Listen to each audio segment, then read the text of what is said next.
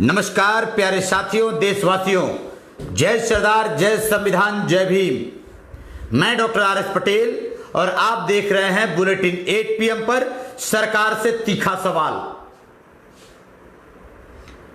आप देख रहे हैं बुलेटिन 8 PM पर सरकार से तीखा सवाल। आज तमाम प्रमुख मुद्दों के साथ बुलेटिन 8 PM पर सरकार से तीखा सवाल है। सवाल है इस देश के व्यवस्था से, सवाल है उत्तर प्रदेश की व्यवस्था से, सवाल है इस देश के मजदूरों की जिंदगियों को अधर में डालने पर सवाल है सरकार से। आज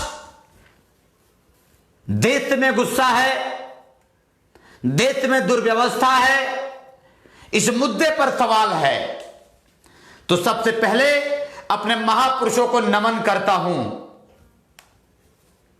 महापुरुषों को नमन करते हुए सीधे मुद्दे पर आप सबसे जुड़ने की कोशिश करता हूं। पुनः एक बार बुलेटिन 8 PM में आप सबका स्वागत है। बुलेटिन 8 PM पर सरकार से तीखा सवाल। सबसे पहला सवाल, जैसा कि आप सबके स्क्रीन पर दिख रहा है, देश भर के मजदूरों की हालत खराब, मजदूरों की जिंदगियां हैं संकट में। लेकिन कोरोना काल में भी सरकारें मजदूरों के अधिकार का दफन कर रही हैं। सबसे पहला सवाल, एक ऐसा वाकया आज देश में है जो रोंगटा खड़ा कर देता है।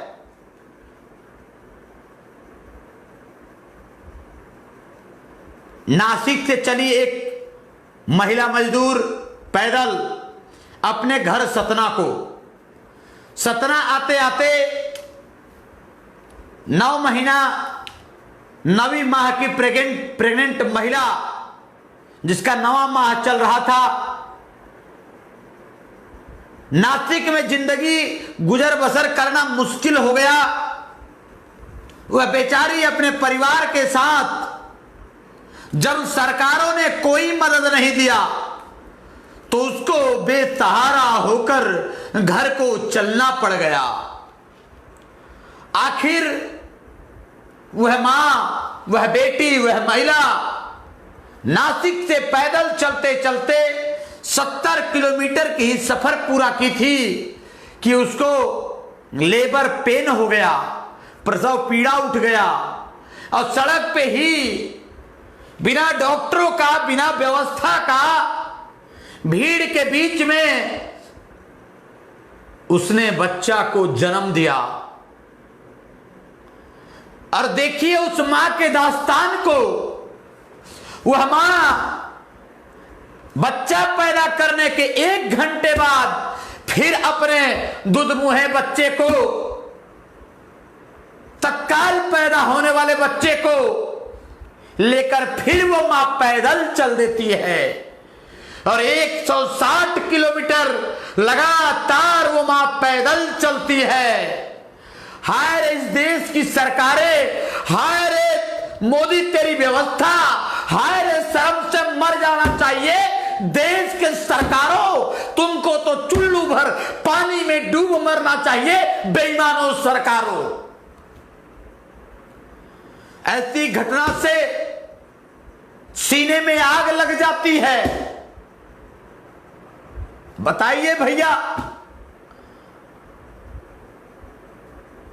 एक मां के पैदा किए मोदी तुम भी हो, एक मां के पैदा किए हम भी हैं, और एक मां वो भी है जो नासिक से 9वें महीने में प्रेग्नेंट महिला चल देती है और रास्ते में ही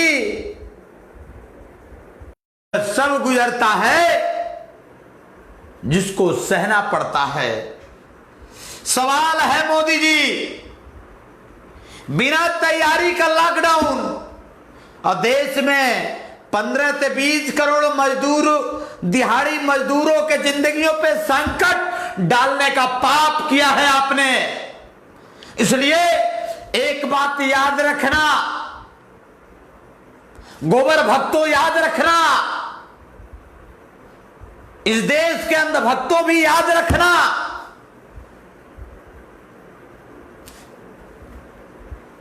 याद रखना, तुम भी एक मां के बेटे हो, तुम्हें भी एक मां ने पैदा किया है। याद रखना, वो भी एक मां है जिसका दर्द बयां करने में भी शर्म आती है। इसलिए बार बार कहता हूं, असल में जो दर्द है उस पर जवाब सवाल करना पड़ेगा।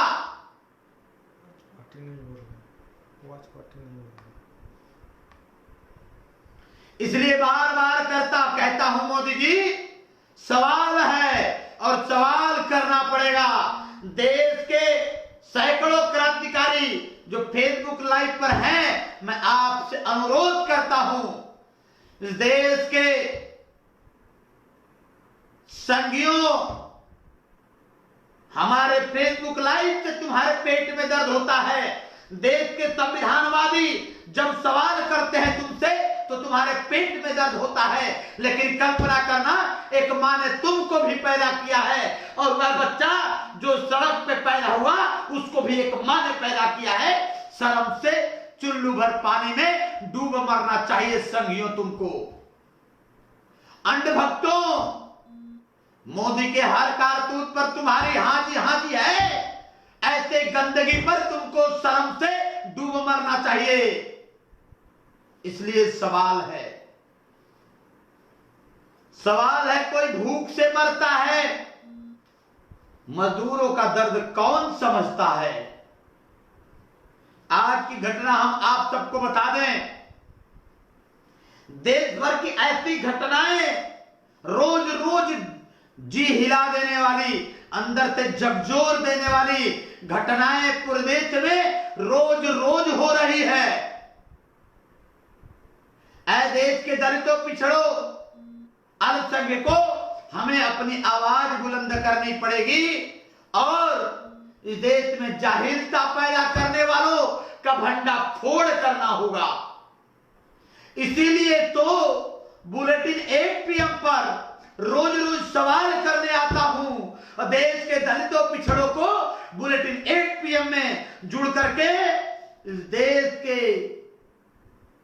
गड़र के कीड़ों से सवाल करने के लिए आप सबसे गुजारिश करता हूं कि सवाल करो उनसे जो इस देश के जिम्मेदार हैं, सवाल करो उनसे जिसके हाथ में सत्ता है, सवाल करो उनसे जिनके हाथ में व्यवस्था है, सवाल करो उनसे जो इस देश की व्यवस्था को गड़र में डाल रहे हैं, सवाल करो उनसे।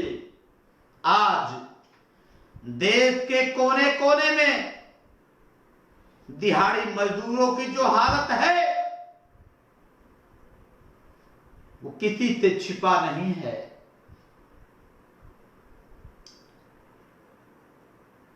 प्यारे साथियों, अभी एक वीडियोज में आपको दिखा रहा हूं, देखिएगा। एक ऐसा वीडियो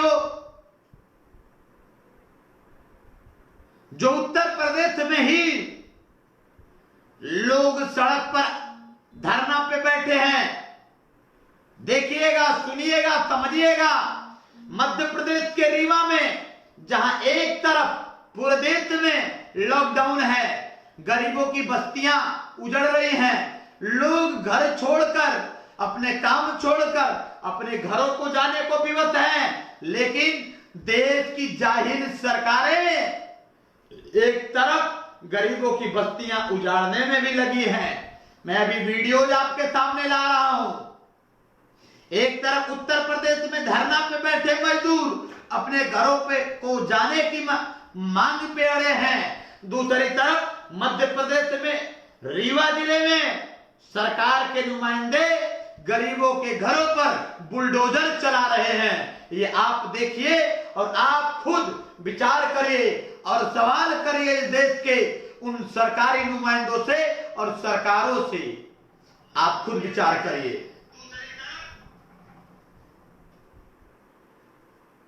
देखिए यह वीडियो और सवाल करिए इस देश के सरकारों से। अपने घर वापस जाने की मांग लगातार कर रहे हैं। हल्द्वागंज पावर प्लांट में ये मजदूर है और धरने पर बैठे मजदूर बिहार झारखंड प्रस्ताव भी इन सभी मजदूरों ने दिया है। पावर प्लांट के बाहर धरने पर बैठे हैं मजदूर।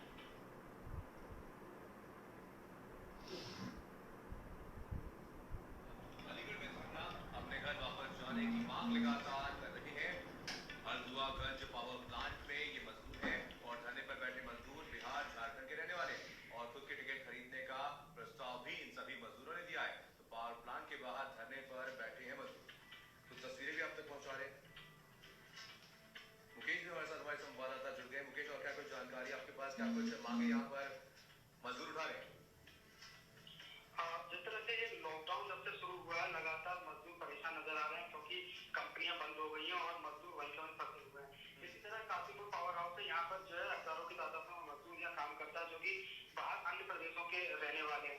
अब उनकी मांग है कि या तो उनको निकाल कर उनके घर तक पहुंचाया जाए या फिर उनको काम दिया जाए, लेकिन कंपनियां उनको जो पेमेंट नहीं कर रही है। उनको खाने पीने के लिए भी जो दुखी होने लगे हैं। अब उनकी साफ तौर पर जिला प्रशासन से मांग है कि उनको बाहर भेजा जाए। हालांकि जिला प्रशासन द्वारा कुछ मजदूरों को भेजा गया था, लेकिन यह मध्य प्रदेश और अन्य प्रदेशों के रहने वाले हैं। वहाँ की जो सरकार है इनको अभी लेने को तैयार नहीं है, जिसके कारण यहाँ के जिला प्रशासन उनको भेजने में अभी असमर्थ नजर आ रहा है, जिसको लेकर जानकारी के बहुत बहुत धन्यवाद मुकेश।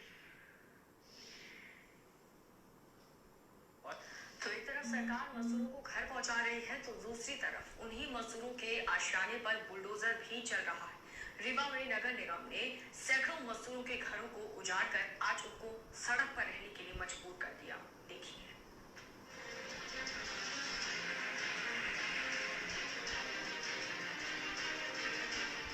एक तरफ एमपी सरकार मजदूरों को घर वापस बुला रही है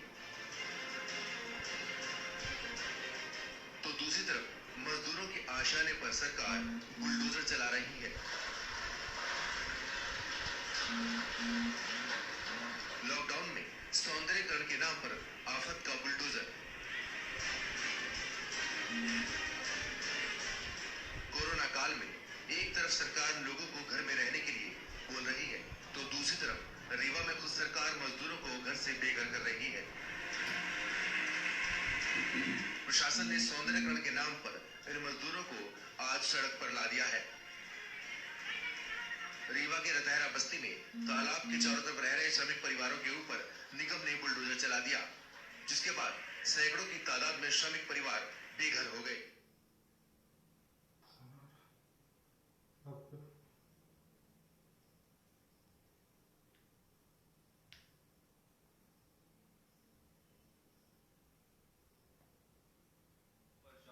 मांग लगातार कर रहे हैं। हल्द्वागंज पहुंचा रही है तो दूसरी तरफ उन्हीं मजदूरों के आशियाने पर बुलडोजर भी चल रहा है। रीवा में नगर निगम ने सैकड़ों मजदूरों के घरों को उजाड़ कर आज उनको सड़क पर रहने की। तो देखा आप लोगों ने किस कदर इस देश में मनमानी चल रहा है और देश के गरीबों को उजाड़ने के लिए ही इन सरकारों ने कसम खा लिया है। उत्तर प्रदेश के अलीगढ़ में हजारों गरीब मजदूर सड़क पर उतर के आंदोलन कर रहे हैं, अपने घर जाने की मांग कर रहे हैं या अपने रोजी रोटी के लिए पैसे की मांग कर रहे हैं, लेकिन उत्तर प्रदेश सरकार उनकी एक सुनने को तैयार नहीं। दूसरी तरफ मध्य प्रदेश की सरकार, उत्तर प्रदेश की योगी सरकार भारतीय जनता पार्टी अलीगढ़ में और मध्य प्रदेश की सरकार रीवा में गरीबों का घर उजाड़ रही है। तो भारतीय जनता पार्टी देश के गरीबों की दुश्मन है। ये बात बुलेटिन 8 PM पर सरकार से तीखा सवाल करते हुए मैं आप सबके बीच रखने को मजबूर हूं। प्यारे साथियों, अगला सवाल है अगला सवाल है,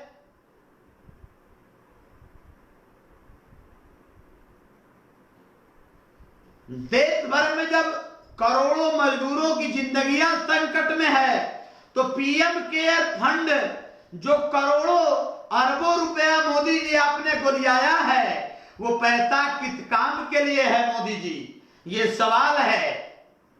आखिर देश के गरीब मजदूर है संकट में, कोरोना काल में कोरोना के नाम से पीएम केयर फंड, जब कोरोना के लिए मरीजों के या गरीब मजदूरों के ऊपर ये पैसा नहीं खर्च होगा तो मोदी जी इस पैसा को क्या अचार डालिएगा? क्या इस पैसे को क्या करिएगा मोदी जी? मुझे तो आपके कैरेक्टर पर शंका है, मुझे तो आपके नियत पर शंका है कि आप इस पैसे को देश हित में नहीं, अपने पार्टी हित के लिए आप गुलियाए हैं। आखिर कब खर्चा करिएगा? मजदूरों की क्या हालत हो गई है, ये सवाल तो उठता है मोदी जी। अगला सवाल है मेरे देश के प्यारे साथियों, श्रम कानून समाप्त, यूपी में जंगल राज, योगी सरकार श्रम कानून समाप्त कर दी है। तो आखिर श्रम कानून जब समाप्त हो गया तो क्या होगा उत्तर प्रदेश में?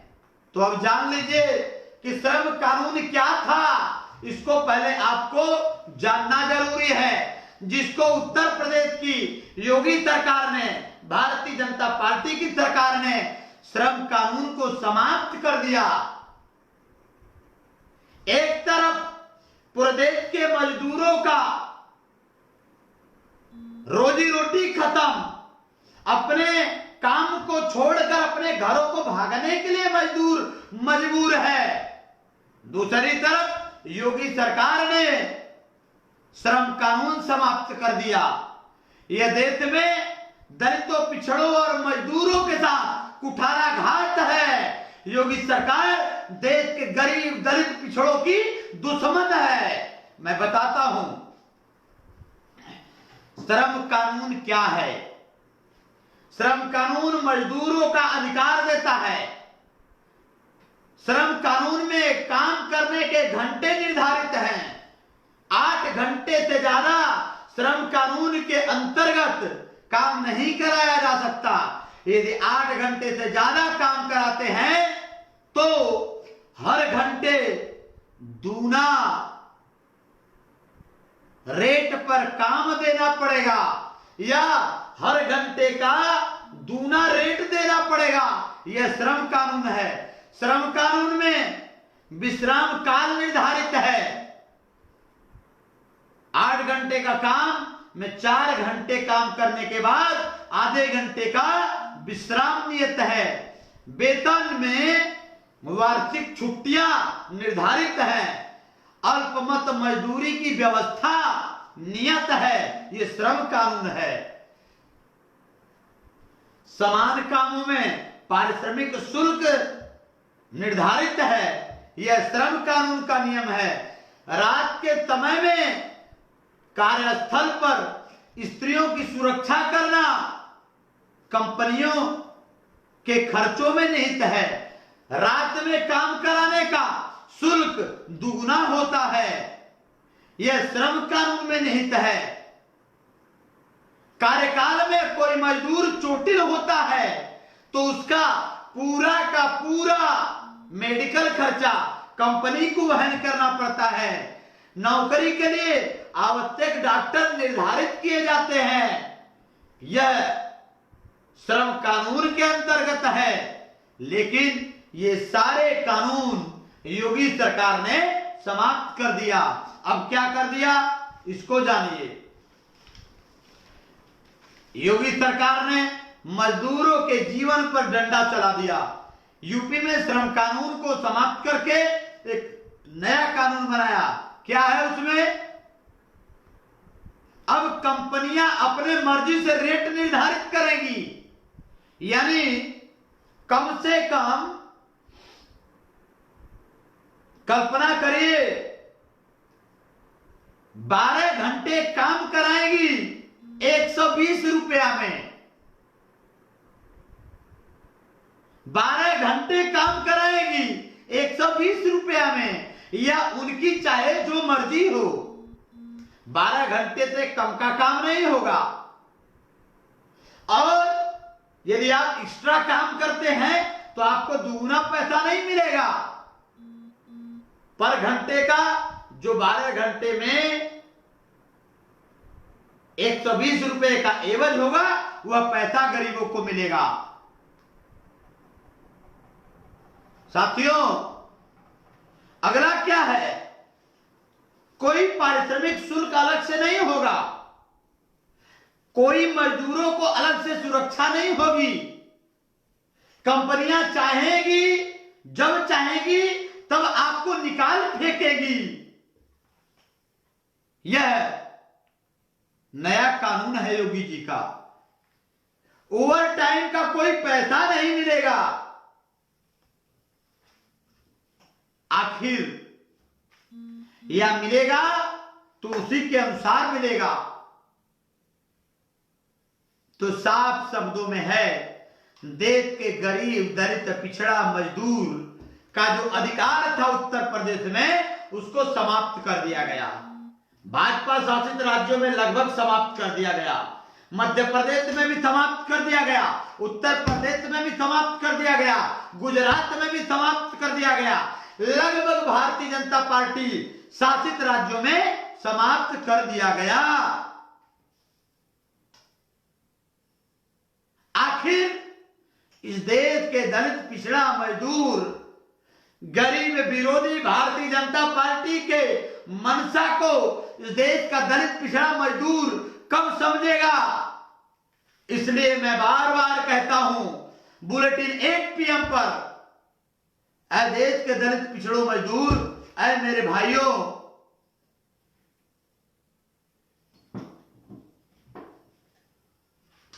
ऐ मेरे भाइयों, ऐ मेरे देशवासियों, देश के उन सरकारों का पर्दाफाश करो, इनको लात मार के भगाओ जो लोग इस देश के दलित, पिछड़े के नाम पर तो आते हैं, लेकिन दलित, पिछड़े, मजदूरों के अधिकारों की हत्या कर जाते हैं। इन बेशर्मों को भगाना तो पड़ेगा। इसलिए हमें मजबूती से दलित, पिछड़ों, मजदूरों की आवाज बुलंद करना पड़ेगा। अगला सवाल है, तीसरा सवाल है, देश में चल रहा कोरोना काल, अब कोरोना काल में भी योगी सरकार देश के वंचितों, दलितों, पिछड़ों, अल्पसंख्यकों के आरक्षण को समाप्त कर रही है। पूरी दुनिया लड़ रही कोरोना से, लेकिन उत्तर प्रदेश की सरकार लड़ रही दलित, पिछड़ों के आरक्षण से। अरे कुछ तो शर्म कर लेते।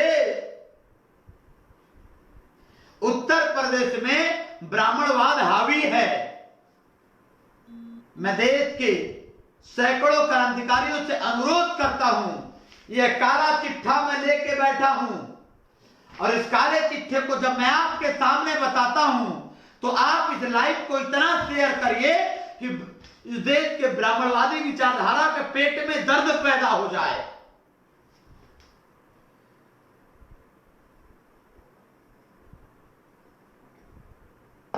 अगला सवाल है,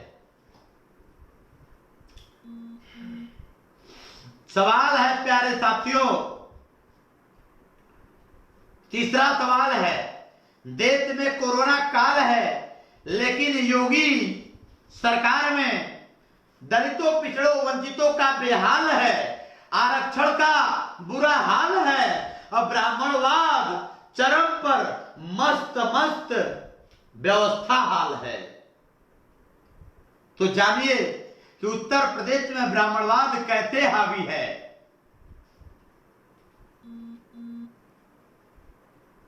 साथियों, उत्तर प्रदेश में योगी सरकार ने लोअर पीसीएस की व्यवस्था समाप्त कर दिया है। ब्लॉक डेवलपमेंट ऑफिसर, जो BDO का पद है, जो PCS के परीक्षा के बाद उस वैकेंसी को फुलफिल किया जाता है, योगी सरकार ने प्रतिनियुक्ति का एक नया रास्ता बना लिया, संविधान का धज्जियां उड़ा दिया।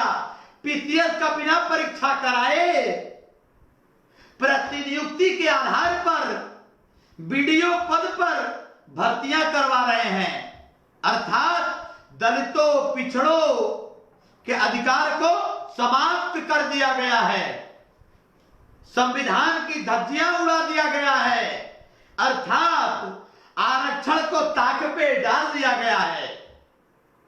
योगी सरकार का मंशा है, यदि PCS के आधार पर परीक्षा कराया गया और PCS लोअर PCS के आधार पर BDO बनाया गया तो दलितों पिछड़ों और अल्पसंख्यकों को आरक्षण देना पड़ेगा।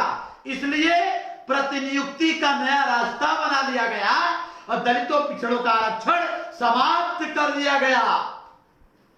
यह है योगी सरकार का ब्राह्मणवाद।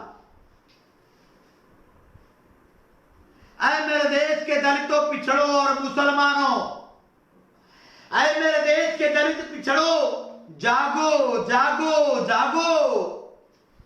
ये कोरोना काल नहीं है, ये कोरोना काल में ब्राह्मणवाद हावी है। कोरोना काल में हमको घरों में बैठना मजबूरी है, लेकिन योगी और मोदी सरकार द्वारा दलितों पिछड़ों के आरक्षण को समाप्त कर देना इनके लिए जरूरी है। तो हमें आपको घरों में नहीं बैठना होगा, हमें निकल करके अपने अधिकारों की लड़ाई लड़ना होगा। इसीलिए तो बुलेटिन 8 PM पर हमारे प्यारे भाइयों आपको आना होगा, कमेंट बॉक्स में अपनी उपस्थिति दर्ज कराना होगा और लाइव को शेयर करना होगा। ऐ मेरे प्यारे साथियों,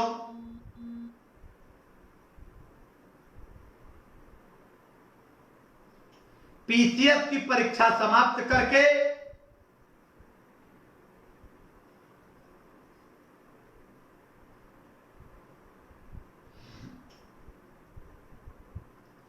उत्तर प्रदेश में लोअर PCS की परीक्षा समाप्त करके या बिना परीक्षा कराए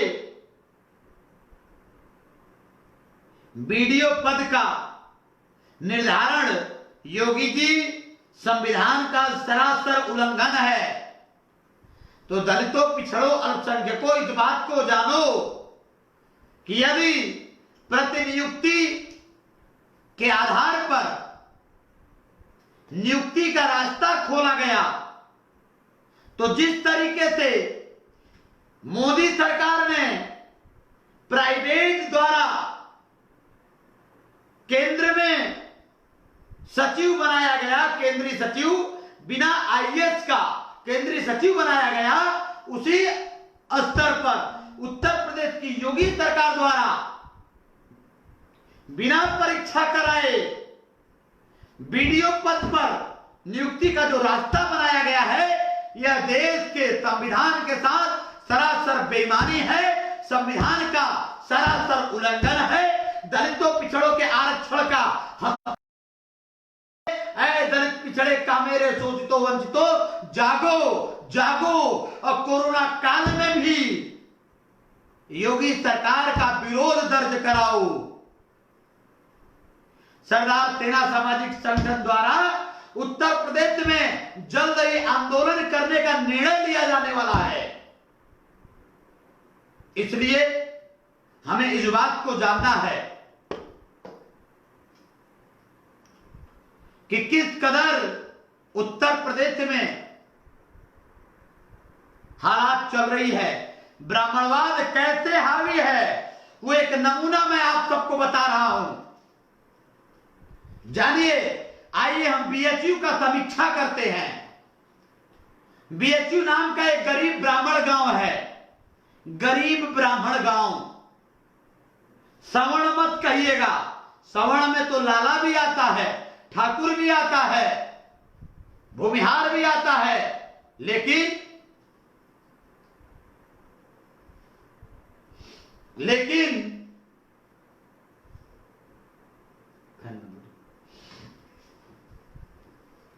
बीएचयू नाम का एक गरीब ब्राह्मण गांव, क्या है बीएचयू में, ये देखिए मेरे सामने ये पन्ना है बीएचयू का। मैं कुछ सामने आप सबके बात रखता हूं।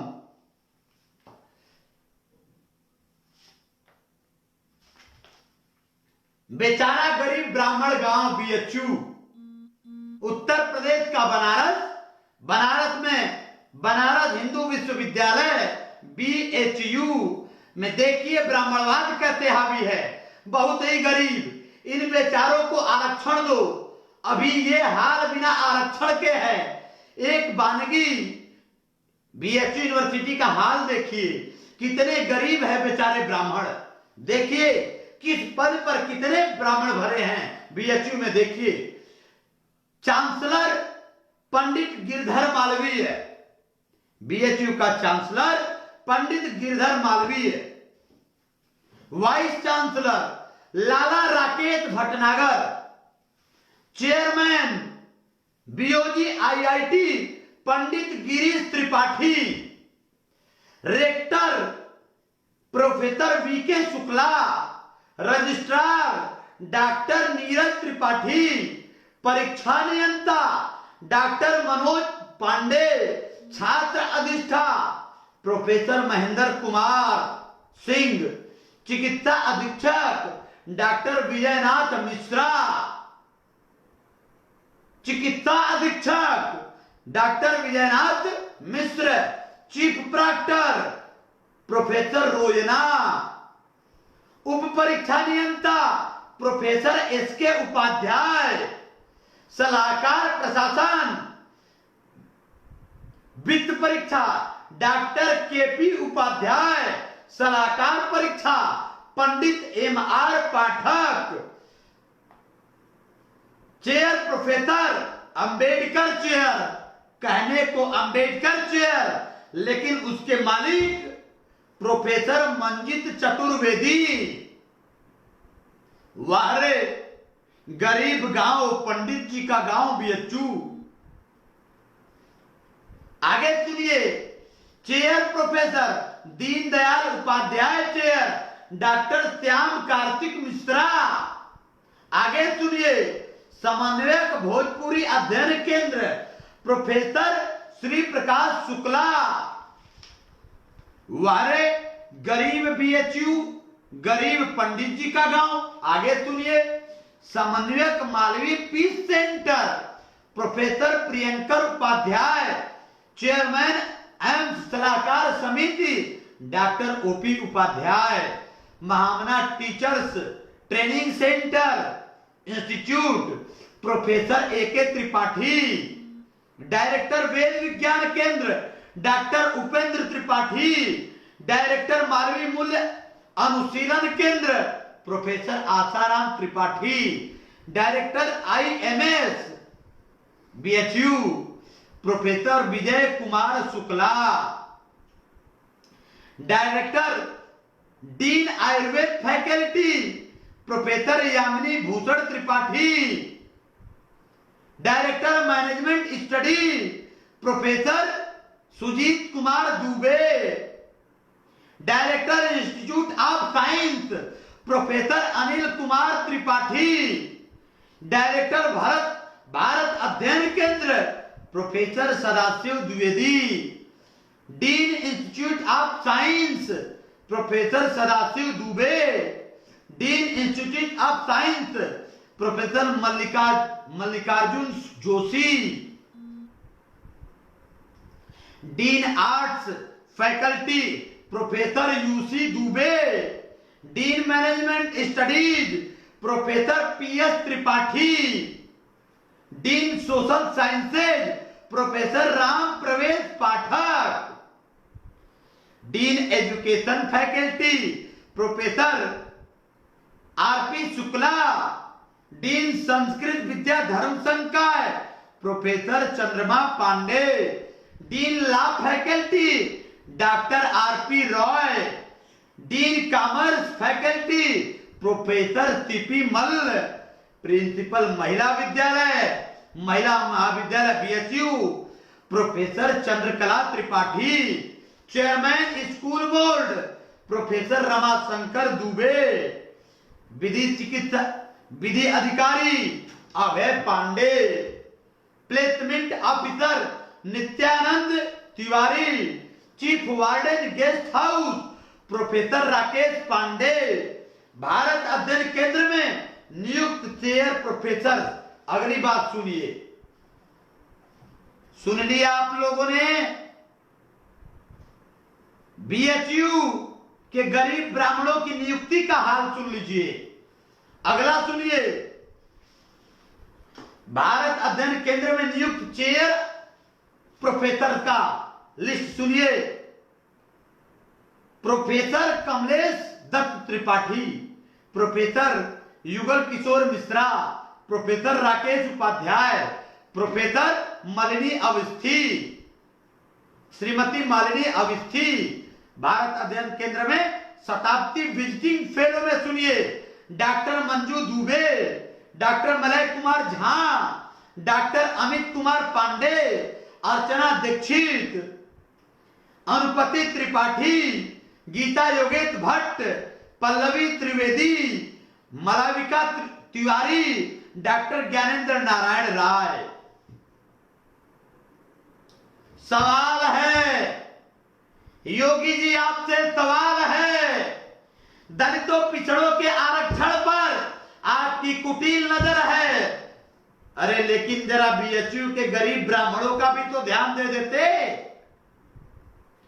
इसीलिए कहता हूं, ऐ देश के दलितों पिछड़ों गरीबों शोषितों वंचितों, ध्यान रखो, भारत में कोरोना काल है और कोरोना काल में ब्राह्मणवाद का यह हाल है।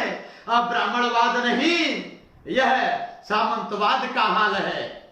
इसीलिए तो कहता हूं, ऐ मेरे देश के दलित पिछड़ों गरीबों शोषितों वंचितों, हमें आपको जागना होगा। जागने के लिए बुलेटिन 8 PM पर सरकार से तीखा सवाल करने के लिए रोज हमारे लाइव सेशन पे आपको आना होगा। बुलेटिन 8 PM पर सरकार से सवाल करना होगा और सवाल करना होगा। एक तरफ ये सरकारें हमारे लोगों की अधिकारें समाप्त कर रही हैं, दूसरे तरफ ब्राह्मणों को पदों पर स्थापित कर रहे हैं। क्या यह जातिवाद नहीं? क्या यह संविधान के साथ अनायास अनर्गल नहीं? क्या दलितों पिछड़ों के अधिकारों पर हत्या नहीं?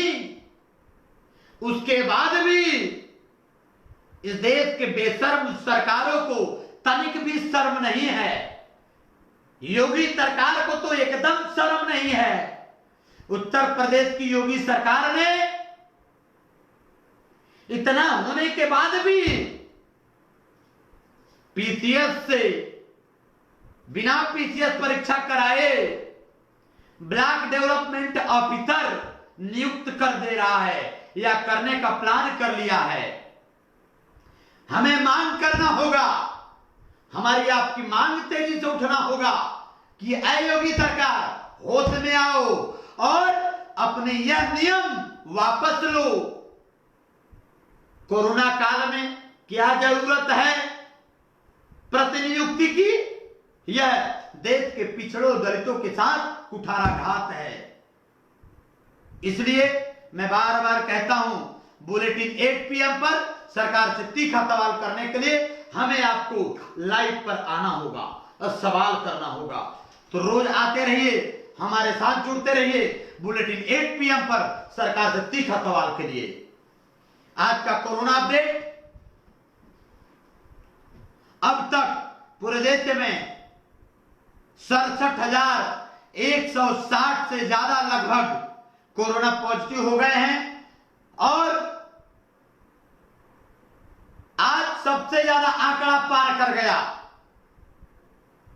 एक दिन में 4215 लगभग एक दिन का, अब तक का 24 घंटे में सबसे ज्यादा कोरोना पॉजिटिव हुआ है। अब तक का सबसे खतरनाक कोरोना पॉजिटिव 24 घंटे में है। 4215 के आसपास पूरे देश में कोरोना पॉजिटिव हो गया। अब तक मौतों की संख्या लगभग 2210 है और 24 घंटा में लगभग कोरोना से 100 लोगों की मौत हो गई है। एक तरफ कोरोना काल है, दूसरे तरफ वंचितों का आरक्षण खत्म करने के लिए योगी सरकार बेहाल है। आज आप सबने हमें चुना, हम आपके आभारी हैं। जय सरदार, जय संविधान, जय भीम, नमस्कार। फिर कल मिलेंगे एक बात के साथ कि हमारे पेज को लाइक करिए, सब्सक्राइब करिए।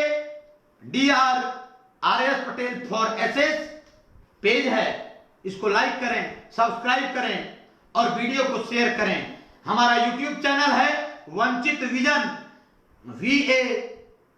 VANCHIT space VISION। इंग्लिश में भी लिख सकते हैं और हिंदी में भी लिख सकते हैं। वंचित विजन यूट्यूब चैनल को सब्सक्राइब करें। जो बनेगा आपकी आवाज, जो बनेगा दलितों पिछड़ों की आवाज। आप सबने हमें सुना, हम आपके आभारी हैं। धन्यवाद। जय सरदार, जय संविधान, जय भीम, नमस्कार।